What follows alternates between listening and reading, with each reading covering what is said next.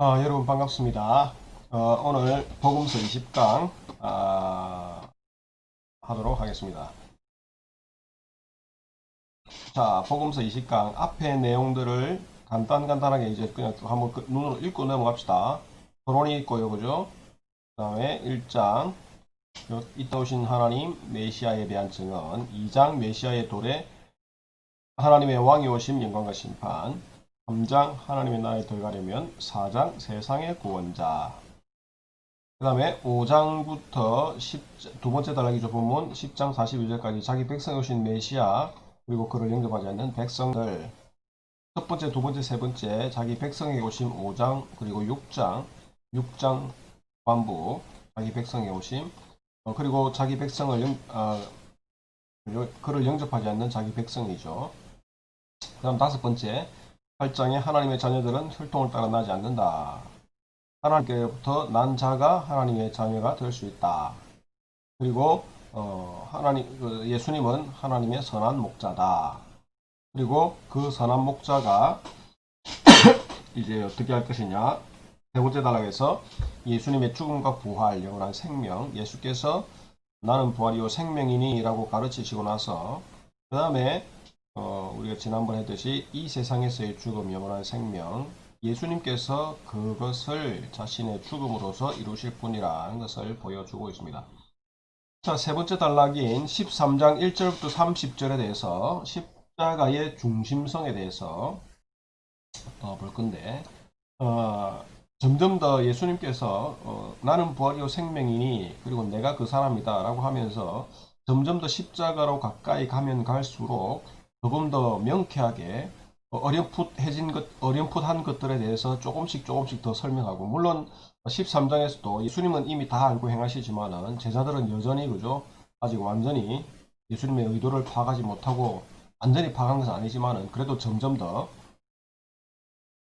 예수님은 어떤 행동들이나 어떤 그 사건들이나 그리고 여러 가지 자신 행하시는 것들을 통해서 예수님께서 점점 더 십자가로 나아가시고 그 십자가에 에서 자기가 행하실 것들이 어떤 모습인지 그것들을 보여주고 있는 것 같습니다. 자, 그래서 봅시다. 본 단락에서는 예수님이 제자들의 발을 씻는 기사를 통해서 자신의 죽음과 부활 사건의 핵심이 십자가인 것을 가르치고 있습니다.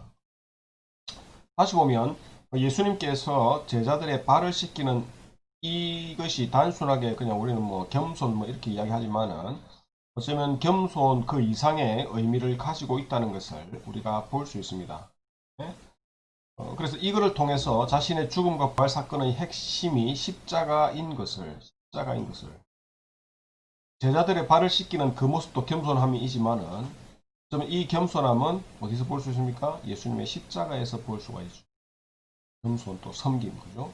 예수님께서 자기의 생명을 내어주신 그것이 자기 스스로 그 십자가에 올라가신 그것이 얼마나 큰 겸손입니까? 그리고 얼마나 큰 희생입니까? 그거보다 더 큰 섬김과 희생은 없는 거죠. 자, 한번 보겠습니다. 13장 1절에서 자기 사람들이라는 표현은 자기 땅에 온 왕을 받아들이지 않는 자기 백성과는 대조가 되고 있습니다. 13장 1절 볼까요? 6월절 전에 예수께서 자기가 세상을 떠나 아버지께로 돌아가실 때가 이른 줄 아시고 세상에 있는 자기 사람들을 사랑하실 때 끝까지 사랑하시니라. 자기 사람들이죠. 자기 백성들이 자기 사람들이죠. 이제껏 1장에서는 자기 백성 왕이 자기 땅에 오매 자기 백성이 그를 영접하지 않았다라고 1장 11절에 자기 땅에 오매 자기 백성이 영접하지 아니하였으나 라고 했기 때문에 예수님께서 그동안 제자들을 삼으시고 가르치시면서 누구를 만들었습니까? 자기 백성들을 만드신 거죠, 그죠? 자기를 따르는 자들, 자기 가족을 만드신 거죠. 자기를 믿고 따르는 자들. 그래서 1장에서 말했던 이제 원래 자기 백성들이 왕이 오면 믿어야 되는데 받들고 따라야 되는데 그러지 않으니까 예수님께서 자기의 백성들을 만들어 가시는 거죠. 그 백성들은 앞에서 우리가 계속 했습니다만은 혈통으로 되지 않고 단순하게 저 유대인이기 때문에 되는 것이 아니라 온 민족에게 모든 이방인들에게 이 세상 모두에게 기회가 주어진 것이고 그 기회를 붙잡는 사람은 누굽니까? 예수님을 구주로 영접한 사람이 되겠죠, 그죠? 그래서 여기서 말하는 것은 자기 사람들이라는 것은 유대인들 말하는 것이 아니라 자기를 믿고 따르는 자들. 그죠? 자, 이제 예수님은 12장에서 모든 유대인들을 가르친 것과는 다르게 자신의 제자들을 가르치고 있습니다. 그리고 바엘 시스템이 모두에게 필요하듯이 예수님의 제자가 되기 위한 핵심이 십자가라고 여기서 가르치고 있습니다. 예수님이 그렇게 가르침에도 불구하고 제자 중 한 사람인 가룟 유다가 밤을 향해서 나아가는 것을 묘사함으로써 예수님을 죽이려는 계획이 여전히 진행되고 있음을 보여줍니다. 30절 한번 보시면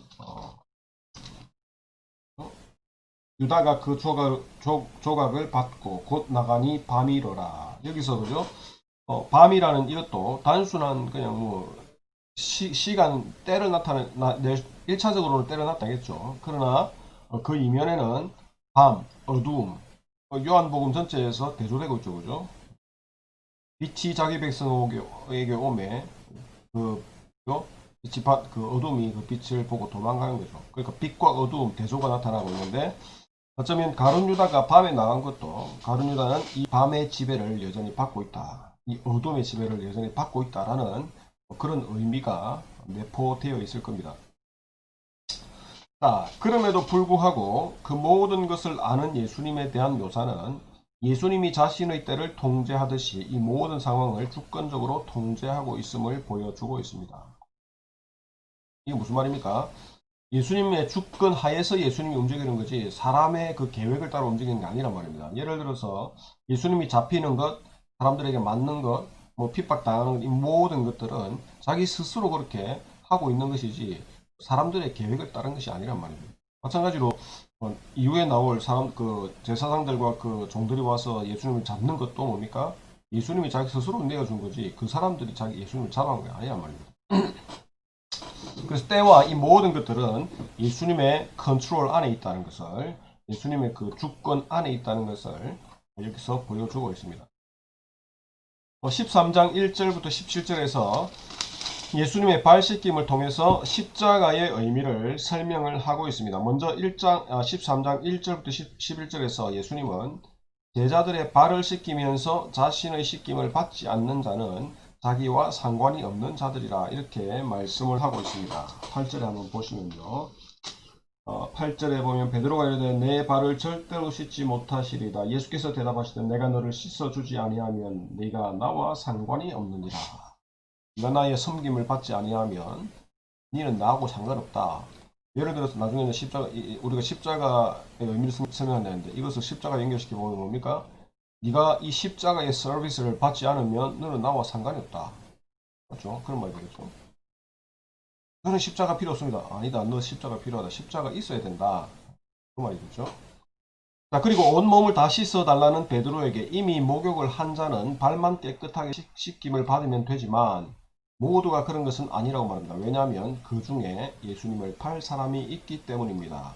이미 용서받은 자, 이미 죄 씻음을 받은 자는 모든 것을 다 씻을 필요는 없고 부분만 씻으면 되죠. 그러나 모든 사람이 그런 것은 아니다.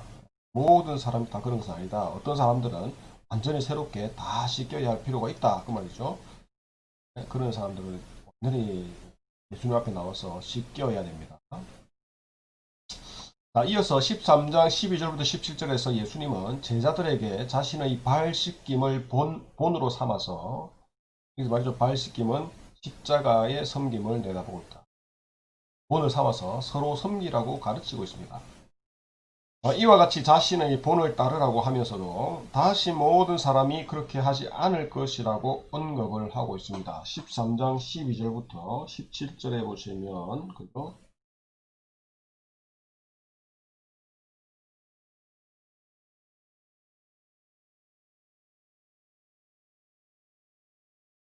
네, 여기 나타나 있습니다.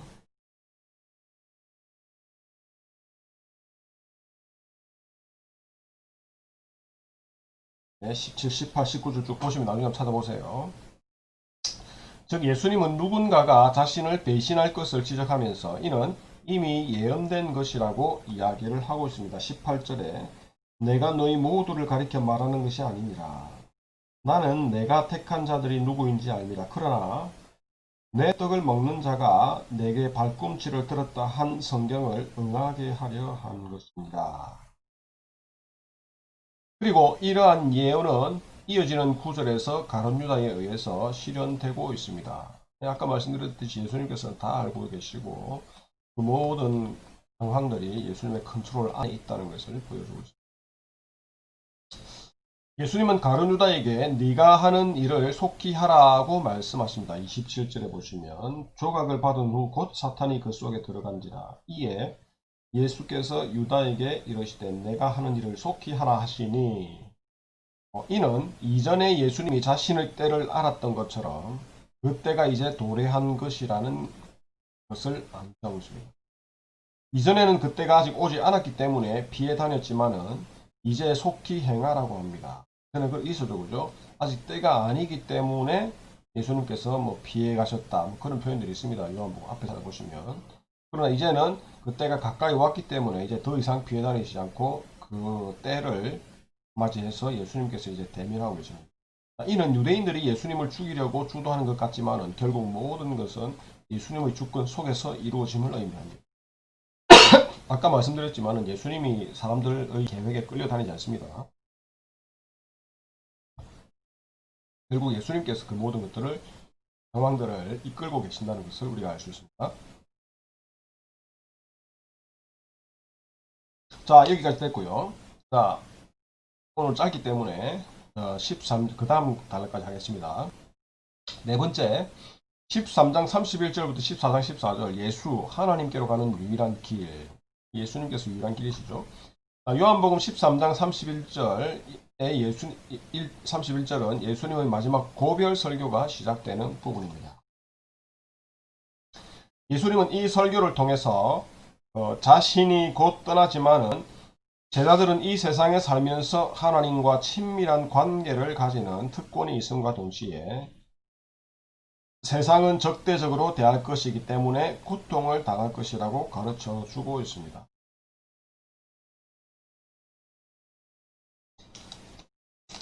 앞서 말했죠, 그죠? 너희가 나의 제자면 나처럼 섬겨야 된다. 나처럼 서로를 섬기고 이렇게 해야 된다. 그러나 단순하게 섬김은 섬김 말이 좋지만은 섬김에 있어서 뭐가 뒤따릅니까?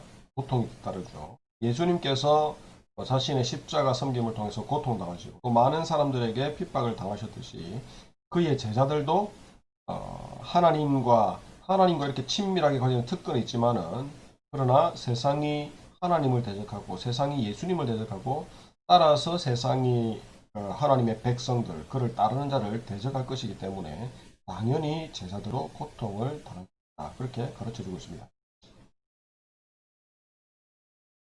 그리고 그들은 인내하면서 예수님의 말씀 속에 머물면서 예수님을 증언하여서 더 많은 열매, 곧 제자들을 만들어야 할 것입니다. 예수님께서 그를 거부하는 백성들이 있었기 때문에 새로운 백성들을 만들어서 제자를 삼으셨듯이 마찬가지로 계속해서 예수님 다시 오시는 그날까지 그 임무를 맡은 제자들도 우리도 마찬가지죠. 제자들도 예수님의 백성들 우리의 하나님의 가족을 동일한 가족 어떤 가족입니까? 예수를 구주로 영접하는 그 가족들을 계속해서 이렇게 확장시켜 나가야 할 것입니다. 예수님이 가면 성령이 와서 제자들로 하여금 앞서 제시된 그 목적을 이룰 수 있도록 도울 것이라 그렇게 예수님께서 여기서 말씀을 하고 있습니다.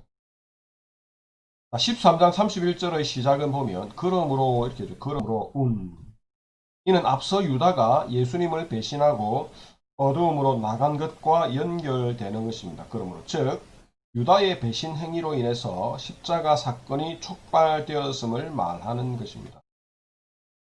그리고 그 십자가 사건은 예수님뿐 아니라 하나님이 영광을 받는 절정의 순간인 것입니다.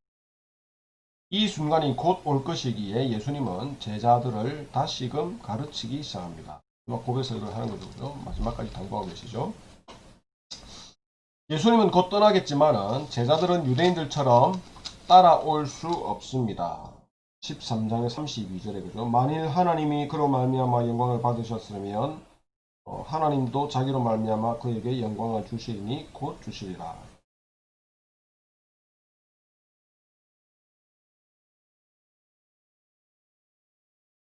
13장 32. 가능하네요.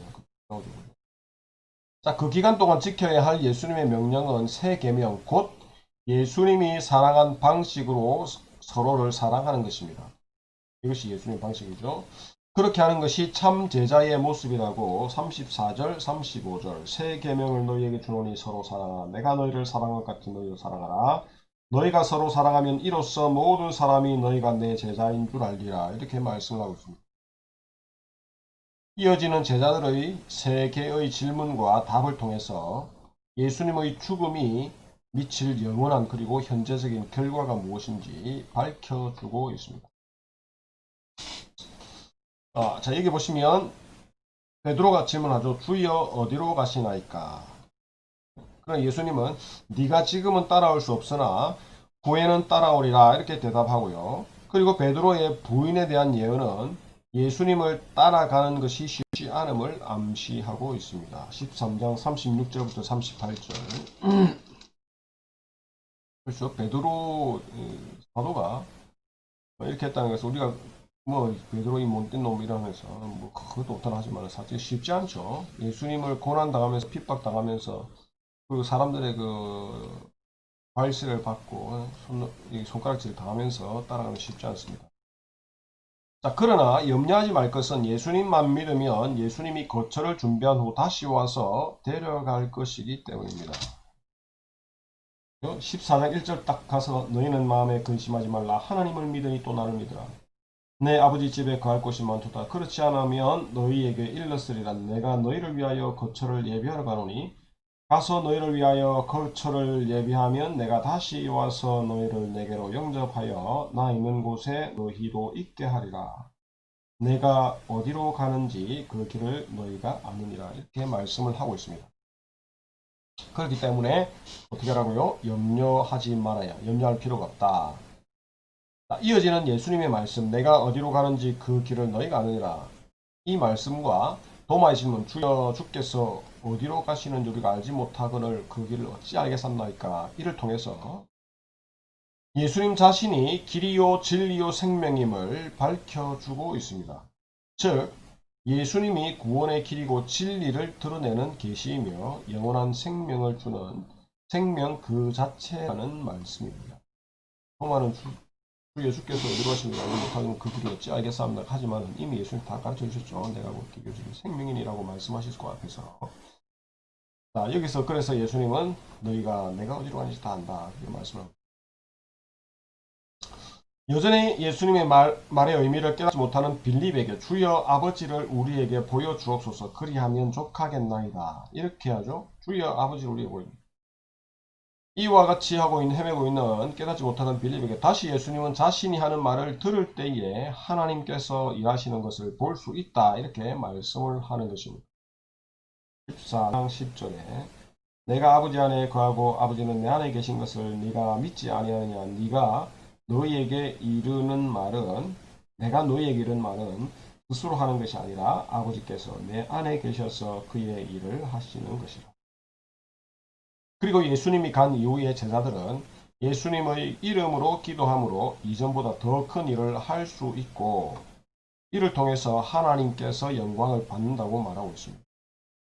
이러한 사실은 힘들고 예수님 리더를 잃고 어떻게 할까 막 갈팡질팡하고 있는 마음의 혼란을 느끼고 있는 이 제자들에게 얼마나 큰 위로가 되었습니다. 위로가 격려가 되었을 거죠. 자, 그래서 오늘 14장 14절까지 우리가 빨리 했지만은 13장 그죠? 31절부터 14장 14절까지 이렇게 세 번째 단락의 네 번째 파트를 같이 한번 보았습니다. 이렇게 쭉 보시고요. 또 다음 시간에 그 다음 파트를 하도록 하겠습니다. 수고하셨습니다. 감사합니다.